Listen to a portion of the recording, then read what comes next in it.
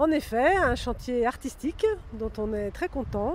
Donc en fait, nous avions ici à l'entrée de la route de Messery 2 séquoias dont un était malade et qu'on a dû malheureusement couper. Donc nous avons gardé 5 mètres de tronc. Et puis après nous avons cherché un sculpteur susceptible de nous faire une œuvre d'art dans ce tronc. Le tronc de séquoia, c'est très beau, hein, c'est un bois qui est rouge, rouge doré, qui est très joli. Donc voilà, donc on a cherché assez longtemps, on voulait quelque chose qui puisse quand même représenter un peu notre région, notre Douvaine et alentour et la nature, etc. Et puis monsieur Acéo, qui nous vient de Suisse voisine, a déjà fait de nombreuses sculptures, notamment on en voit au bord de l'Hermance. Il y a des très jolies petites chouettes qui sont postées au bord de l'eau.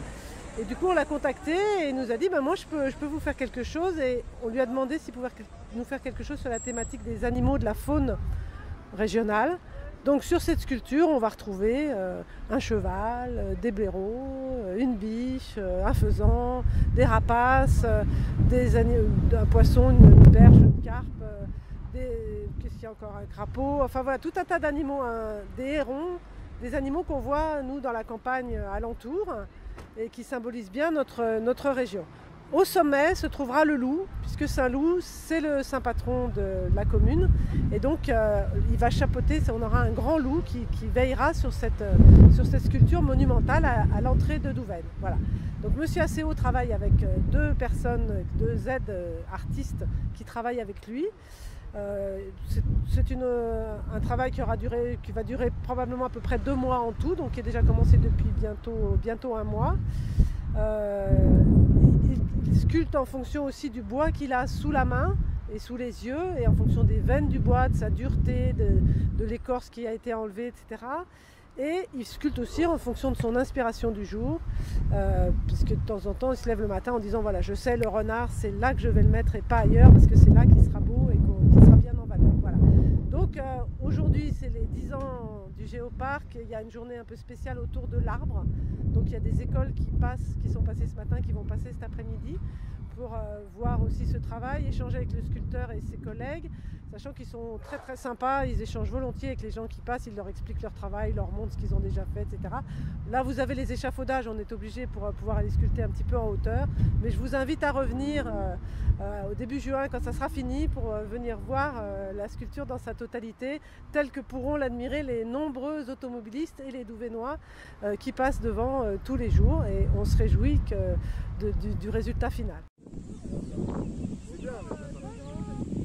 Écoutez, oui, il y a eu beaucoup de demandes. Alors du coup, on a 4 classes, enfin on a en général 56 enfants à la fois pour 1 heure, et on fait un tournus d'atelier comme ça où ils peuvent tour à tour observer le paysage, observer la terre, observer les insectes, et puis trier, de voir les différences de feuilles par exemple, des petites choses simples qui, j'espère, pourront être exploitées après en classe. Quels sont les retours des enfants? Alors pour l'instant ils sont assez contents, il faudra qu'on en parle après avec les enseignants. On fera un moment, un bilan, j'imagine, à tous les niveaux, aussi bien les animateurs que les adultes, quoi. Enfin, un petit peu, mais je pense entre tours ils font le plein de soleil, ils s'amusent entre les ateliers, donc tout va bien.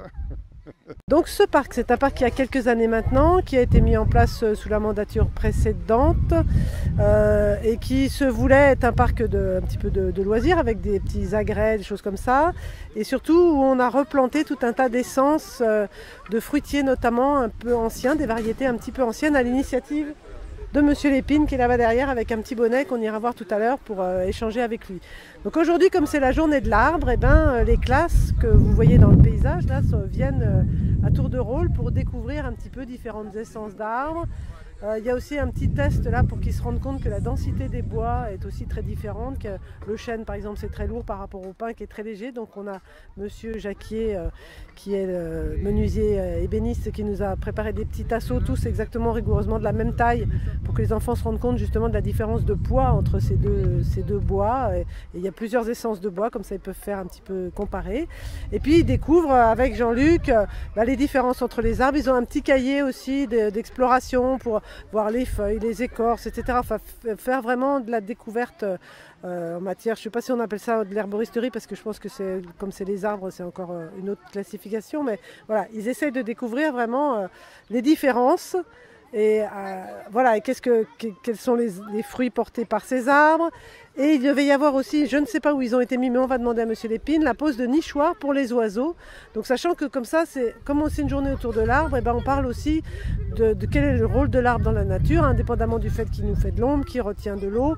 C'est un refuge aussi pour les oiseaux. Voilà, donc tout ça c'est très important pour nos écosystèmes.